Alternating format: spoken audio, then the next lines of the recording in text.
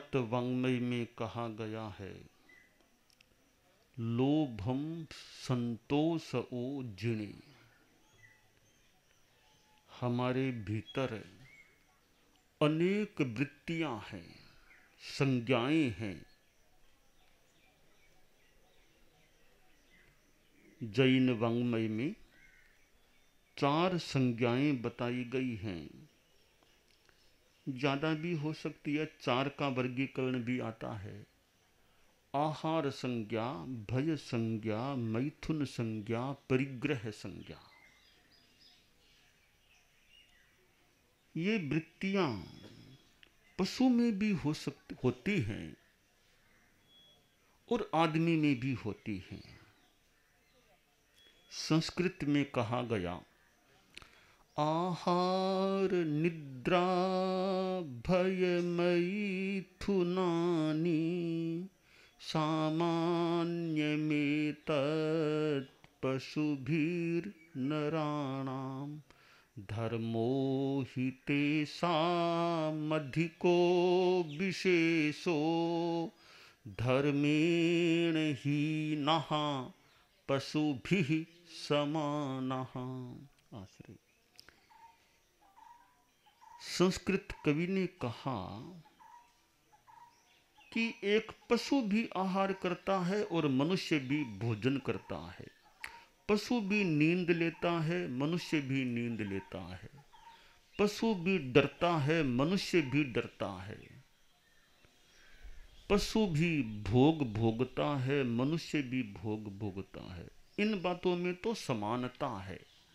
तो असमानता क्या है? कवि ने कहा, धर्मो हि तेषामधिको विशेषो। मनुष्यों में धर्म की विशेषता होती है। जिसमें धर्म नहीं होता वह व्यक्ति अथवा वे व्यक्ति पशु के समान होते हैं। हालांकि कुछ पशुओं में भी धार्मिकता हो सकती है। कई पशु तो त्रियंच तो श्रावक बन जाते हैं, पंचम गुणस्थानधारी श्रावक होते हैं। कई त्रियंच प्राणी है। कई मनुष्य मिथ्या दृष्टि होते हैं। कई मनुष्य पहले गुणस्थान वाले होते हैं और कई त्रियंच भी पंचम गुणस्थान वाले हो जाते हैं। यानी मनुष्यों से भी धर्म की दृष्टि से कुछ त्रियंच आगे बढ़ जाते हैं। फिर भी अधिकांशतया देखें, सारी त्रियंच गति को देखें तो कितने कितने त्रियंच ऐसे हैं जो प्रथम गुणस्थान में हैं। और त्रियंच श्रावक तो भले बन जाए, केवल ज्ञानी कोई त्रियंच नहीं बन सकता। केवल ज्ञानी तो मनुष्य ही बन सकता है। त्रियंच पंचम गुणस्थान से आगे नहीं बढ़ता, ऐसी मान्यता है। पर मनुष्य तो 14वें गुणस्थान तक चला जाता है। तो धर्म से जो हीन हैं वे मनुष्य पशुओं के समान बताए गए हैं। आदमी के भीतर जो ये संज्ञाएं हैं, वृत्तियां हैं, एक संज्ञा है परिग्रह संज्ञा, यानी लोभ की वृत्ति। यह लोभ जो पाप का बाप है। कितने कितने अपराध लोभजन्य होते हैं। लोभ से अभिप्रेरित होकर आदमी हिंसा हत्या में जा सकता है, झूठ बोल सकता है, चोरी कर सकता है, विभिन्न अपराध कर सकता है। तो लोभ को हम जीतने का प्रयास करें, यह अभिलषणीय है। शास्त्रकार ने कहा, लोभम संतोषो जिणे, कि लोभ को संतोष से जीतो। संतोष की साधना करेंगे तो लोभ कमजोर पड़ जाएगा। सूर्य आएगा तो अंधकार चला जाएगा, संतोष आएगा तो लोभ चला जाएगा। सूर्य के सामने कभी अंधकार टिक सकता है क्या? अंधकार है वहां जहां आदित्य नहीं है। अंधकार है वहां जहां आदित्य नहीं है, मुर्दा है वह देश जहां साहित्य नहीं है। मुर्दा है वह देश जहां साहित्य नहीं है। तो सूर्य के सामने अंधकार नहीं टिकता, और वह देश बड़ा कमजोर है। मुर्दा कहा गया कवि के द्वारा तो कि जहां साहित्य नहीं, ज्ञान नहीं, वह क्या देश है। बालक मेरे सामने बैठे हैं।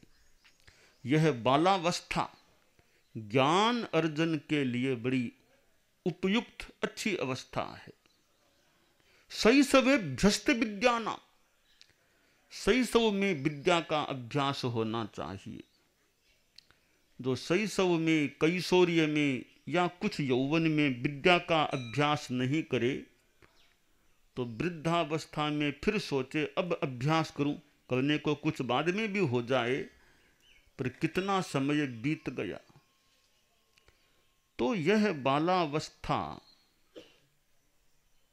ज्ञानार्जन की अवस्था। ज्ञान में जल्दी सी संतोष नहीं करना चाहिए। संस्कृत में कहा गया है, संतोषस्त्रिषु कर्तव्यः स्वदारे भोजने धने, त्रिषु नैवच कर्तव्योऽध्ययने जपदानयोः। कि 3 बातों में संतोष करना चाहिए। स्वदार, स्वदार में संतोष रखो। भोजन, भोजन में संतोष, वो नहीं यह चाहिए वह चाहिए वह चाहिए। भोजन में ज्यादा लालसा मत रखो। और विद्यार्थी अवस्था में तो भोजन की ज्यादा लालसा नहीं करनी चाहिए। खान पान सब ही तजय, निश्चय मांडे मरण, घोची पूली करतो रहे जद आवे व्याकरण। कि व्याकरण सीखना है, संस्कृत की व्याकरण सीखना है तो कुछ पीछे पड़ना पड़ेगा। व्याकरण तो अलूनी शिला, अलूनी शिला, कोई स्वाद नहीं व्याकरण में। साहित्य में तो स्वाद आ सकता है, व्याकरण में स्वाद नहीं आता, पर काम की है। अलूनी शिला पर है काम की। तो व्याकरण का ज्ञान होना चाहिए। शब्द रूप तो याद हो गए। राम है रामऊ रामः, जिन है जिनऊ जिनाह, जिनम जिनऊ जिनान, जिनेन जिनाभ्याम जिनई, जिनाय जिनाभ्याम जिनेभ्यः, जिनाथ जिनाभ्याम जिनेभ्यः, जिनस्य जिनयोः जिनानाम, जिने जिनयोः जिनेषु, हे जिन हे जिनऊ हे जिना। रूप तो याद मान लो कर लिए। ये बने कैसे? रामह कैसे बना, रामऊ कैसे बना, रामेण कैसे बना, रामम कैसे बना। यह ज्ञान व्याकरण से हो सकता है। भी कैसे बना राम है, कौन से सूत्र लगे, कैसे सिद्धि हुई, रामह बन गया।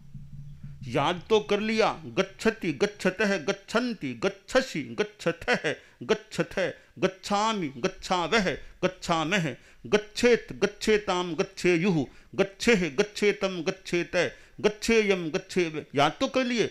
बने कैसे, गच्छति कैसे बना। यह ज्ञान व्याकरण से हो जाता है। तो व्याकरण को नहीं पढ़ा है तो भाषा के जगत में एक दृष्टि से वो अंधा आदमी है।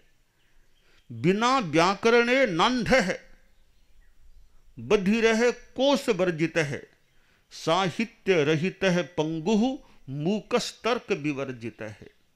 कि व्याकरण का ज्ञान किए बिना आदमी भाषा के जगत में अंधा। वो क्या जानेगा कैसे बना कैसे नहीं बना, शुद्ध क्या अशुद्ध क्या, यह निर्णय भी कैसे कर पाएगा खुद को। व्याकरण का ज्ञान अगर नहीं है तो व्याकरण के बिना आदमी अंधा भाषा के जगत में। कोश वर्जित है, बधिर है, कोश याद नहीं है, शब्द रूप यानी शब्दों के पर्यायवाची नाम याद नहीं है।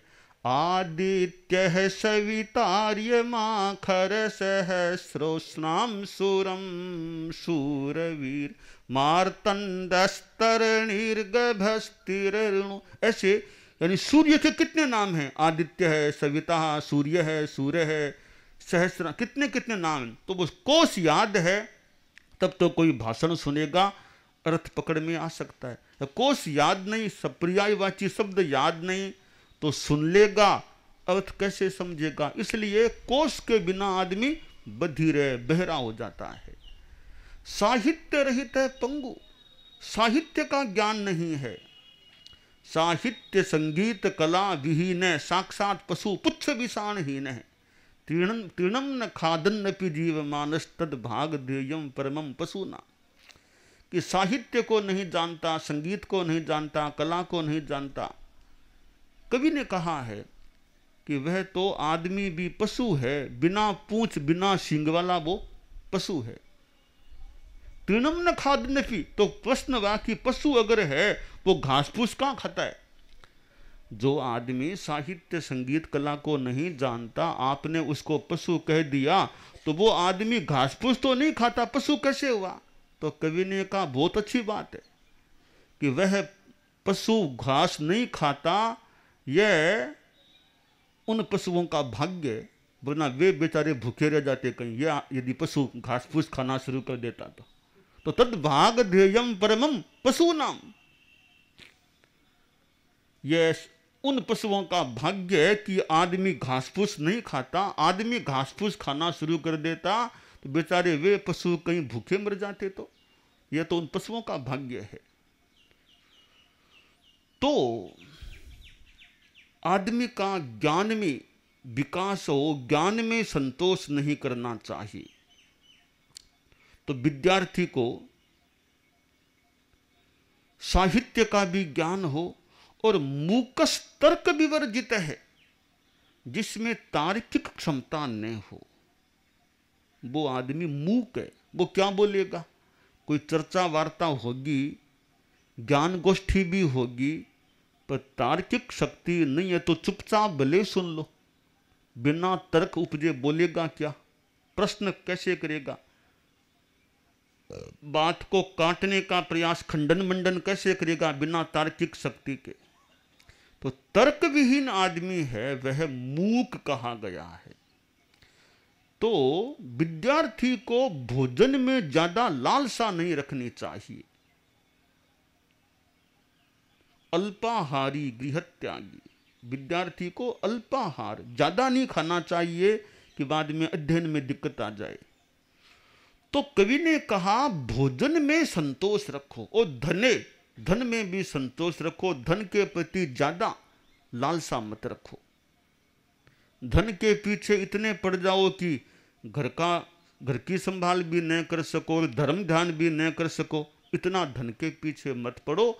धन में संतोष रखो। कवि ने कहा 3 बातों में संतोष नहीं करना चाहिए। 3 में तो संतोष करना चाहिए, 3 में नहीं करना चाहिए। किन में नहीं करना चाहिए। अध्ययन में संतोष मत करो, और पढ़ो और पढ़ो और पढ़ो, खूब ज्ञान अर्जित करो। कि ज्ञान में अध्ययन में जितना हो सके प्रयास करो, ज्ञानवान बन सको। और जब भगवान का नाम लेने में क्या संतोष करो, जितना ले सको उतना लो। जब भी समय मिले भगवान का नाम ले लो, तो उसमें संतोष नहीं, ले सको उतना लिया करो। दान में संतोष नहीं, जितना दे सको उतना दो। यानी कोई साधु का मौका मिल जाए, सुपात्र दान, जितना उनको जरूरत है, जितना अवसर, खूब दान दो। संसार में सामान्य आदमी भी एक दान देने की भावना की बात बताई जाती है भी। अतिथि देवो भव, अतिथि देवो भव। घर में अतिथि आ जाए वह तो बड़ा एक आदरणीय हो जाता है। मातृदेवो भव, पितृदेवो भव, आचार्य देवो भव। तो अतिथि को भी सम्माननीय बताया गया। अतिथि आ गया तो उसकी खातिरी करो, आओ भगत करो। घर में आया हुआ भूखा न चला जाए कि मैं भी भूखा ना मरूं, साधु न भूखा जाए। इतना तो मिले मुझे, इतना तो दो या मिले कि मैं भी भूखा न रहूं, घर में आया हुआ साधु भी भूखा न चला जाए। तो दान में संतोष मत करो, दान में कंजूसी नहीं करनी चाहिए, ऐसा संस्कृत श्लोककार ने कहा है। तो संतोष के द्वारा लोभ को जीतने की बात है कि लोभ को हम जीते। जैन वाङ्मय में इच्छा परिमाण की बात आती है, इच्छाओं का परिसीमन। 5वां व्रत है श्रावकों का, इच्छा परिमाण। कि ज्यादा इच्छा मत रखो। आखिर कितना कमाओगे? कमाओगे तो साथ में तो कोई चलेगा नहीं, साथ में हीरे मोती नहीं जाते हैं। जिंदगी में बहुत कमाए हीरे मोती, जिंदगी में बहुत कमाए हीरे मोती, क्या कहूं ए दोस्त कफन में जेब नहीं होती। क्या कहूं ए दोस्त कफन में जेब नहीं होती। तो हीरे मोती साथ में चलने वाले नहीं होते। तो धन है तो भी मोह ज्यादा मत करो। यह मोह जितना आदमी का कम होगा, आत्मा उज्जवल बनेगी, आत्मा अच्छी रहेगी। और अगर आदमी पैसे में, मकान में, पदार्थों के मोह में रह गया, अंतिम समय तक मोह है, तो पता नहीं अगली गति भी कितनी ऊंची हो पाएगी। वो धन के प्रति मोह ही मोह, तो वो ऊंची गति मिलना कठिन हो सकता है मरने के बाद भी। संतोषी आदमी बड़ा सुखी होता है। संतोषी नर सुखी, संतोष है परमम सुखम। असंतोष परा मूढ़ः संतोषम यान्ति पंडितः, असंतोषस्य नास्त्यन्तः संतोष है परमम सुखम। तो मूढ़ आदमी, मोहग्रस्त आदमी हैं, वे असंतोष में परायण होते हैं। पंडित लोग संतोष को प्राप्त करते हैं, संतोष धारण करते हैं। असंतोष का अंत नहीं, आगे से आगे, आगे से आगे इच्छा। इसलिए संतोष परम सुख है। वो कपिल को कह दिया गया कि बोलो चाहिए क्या मांगते हो, मांगो, तो मांगो सो दूंगा। कोई 2 मासा सोनैया सोना मांगने लेने के लिए गया था। राजा ने कह दिया जो चाहो सो मांगो, बोलो क्या चाहते हो। कि सोच लूं, कोई ऐसा ही बगीचा रहा होगा, बगीचा सा, उसमें गया कि सोचूं। सोचो रे 2 मासा सोना क्या, ज्यादा 4 मासा मांग लूं, 4 से क्या और ज्यादा मांग लूं, आधा राज्य मांग लूं अच्छा रहेगा। तो पूरा ही राज्य मांग लूं, मैं राजा नहीं बन जाऊंगा। मैं सार या भाव बताना चाहता हूं बात का। राजा के पास हाजिर हुआ कि बोलो क्या मांगते हो। बोला महाराज जो मन में आया वो मांग लूं, अगर मांग लूं तो ये आपका मुकुट मैं लूंगा, मेरे कपड़े भले आप ले लो।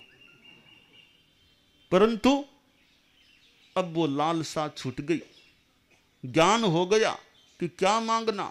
आया था 2 मासा सोने के लिए, राज्य मांगने की सोच ली मैंने। तो अब यह नहीं, मुझे तो परम का राज्य चाहिए, परम का राज्य चाहिए मुझे, छोटा मोटा नहीं, परम राज्य चाहिए। यह परम राज्य, प्रभु का राज्य, आत्मा का राज्य, साम्राज्य, वो हमें मिल जाए। छोटे छोटे बच्चे, इनको ज्ञान का अच्छा अवसर मिलता रहे और अध्यात्म विद्या में आगे बढ़ जाएं। विद्याएं बहुत हैं, अपना अपना महत्व है, पर अध्यात्म विद्या भी एक विद्या है। तो परम की विद्या है, आत्मा की विद्या है। और भारत के पास कितना ज्ञान का खजाना है। कितने ऋषि महर्षियों ने ज्ञान की बातें बताई होंगी। जैन आगमों को देख ले, भगवद गीता को देख ले, और भी कितने ग्रंथ हैं जिनमें विभिन्न ज्ञान की बातें गुम्फित हैं, निहित हैं। तो वह ज्ञान प्राप्त हो, वह आलोक मिले, और उस आलोक से हमारा पथ आलोकित हो जाए, हम सही रास्ते पर चल सकें, निर्बाध गति से आगे बढ़ सकें। इसलिए विद्यार्थी जीवन में ज्ञान का अध्यवसाय होना चाहिए, ज्ञान का एक आकर्षण होना चाहिए, और उसमें परिश्रम भी होना चाहिए, और ज्ञान में संतोष जल्दी से नहीं करना चाहिए। तो शास्त्रकार ने कहा कि संतोष से लोभ को जित